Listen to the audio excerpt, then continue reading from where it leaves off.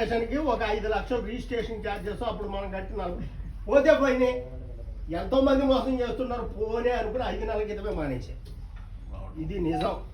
ఇవాళ మెసేజ్ చూసి ఇవాళ ఏమన్నా వస్తారేమని 9ంటికి వచ్చాయి, ఒక 10 నిమిషాలు అటు ఇటు.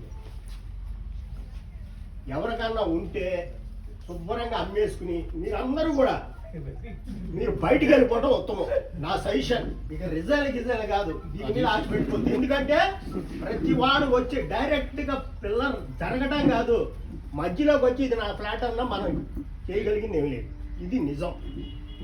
కనుక ఇప్పుడైనా సరే అసలు వీళ్ళ సభ్యుల్లో ఇక్కడ వచ్చేవాళ్ళు వీళ్ళంతా ఇప్పుడు నాకు 5 నెలల నుంచి రావట్లేదు, కొత్తగా ఉంది. ఒక 10 మంది వాళ్ళే ఉంటారు అంతే. ఏ మీటింగ్ ఎవరు రారు, అసలు విషయం తెలుసుకోరు, ప్రశ్నించరు.